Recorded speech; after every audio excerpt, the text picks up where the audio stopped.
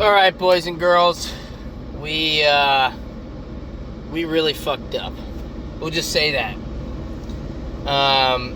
It sucks that this happens. We've had so much success consecutively for so long, and this is one way you guys know how you're getting too big. You're taking on too many projects. You don't have enough people. You've grown too fast. Something of that nature. Your scheduling and your quality of work go out the fucking door. Truly, they do. This hasn't necessarily been the first time I've been in this situation.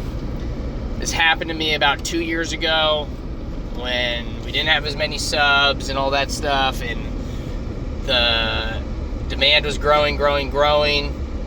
Then we caught up with that demand, and we had a good 2 years.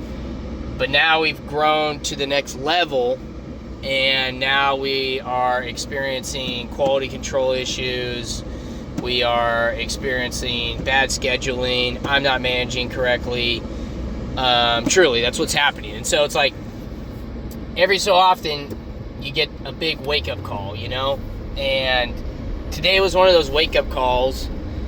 And I could sit and cry about it, or I could let it hit my ego and get all pissy and be like, no, you guys fucking suck, blah, blah, blah, all that stuff. And no, but it's time to reflect on how this went so badly and how we make sure that it never happens again, okay?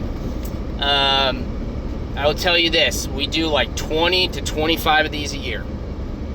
If we have 1 to 3 of those projects maybe go south, or maybe someone's not as happy as the other customers, unfortunately, it is what it is. We don't want that to happen. We're going to try everything in our power to not let that happen. But the way statistics work, that's statistically going to happen.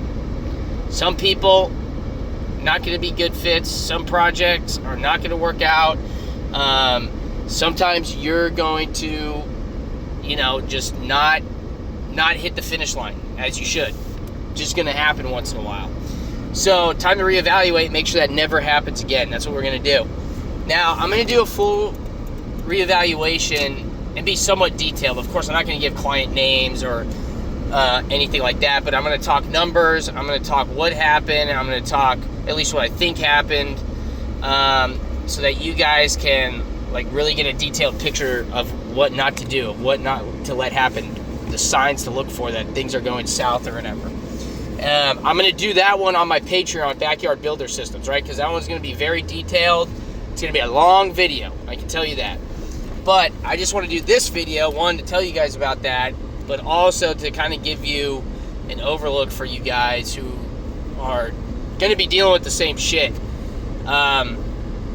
When you fuck up, when you get kicked off a job, when things go south, you have to take it in stride, and you have to make it up by not allowing it to happen again. What has happened. You're not going to go back in time and fix it, okay? That's just not the way time works. We don't have time machines, so you're not going to go back and fix it. You can only fix it in the present and in the future, all right? And no matter how much that client hates you or thinks you're a piece of shit, or, it's just funny because I got that saying, your house is ugly and your contractor sucks, and they probably think that's very ironic because they are probably thinking I'm a shitty contractor at this point, right? But shit happens. Sometimes it doesn't work out. And the reason why I'm not totally freaking out is because this is not all my jobs. 90% of my customers are satisfied. I do not have complaints. I do not have callbacks, right? 90% of my customers are satisfied. There's 10% that either I fucked up or they're not pleasable, right? They'll never be pleased. So that happens once in a while. This is that emotional roller coaster that I talk about. So we're going to take this in stride. Again, if these clients ever called me again, asked me a question, whatever, or needed something, of course I'd answer the phone, help them out. It is what it is. So it's time to move on, time to get better, and never let it happen again, right? Only honesty, baby. I'm going to show you my losses. I'm not going to show you as many wins because all we do is win.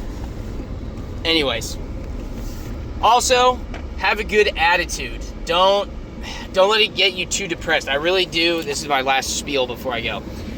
I really used to let it hit me hard. It still does hit me hard, dude. Man, last year I had a job.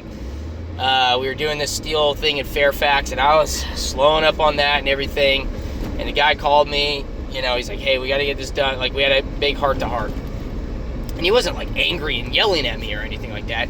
But after that conversation, I sat there. I actually cried a little bit because of how much of a failure I felt like.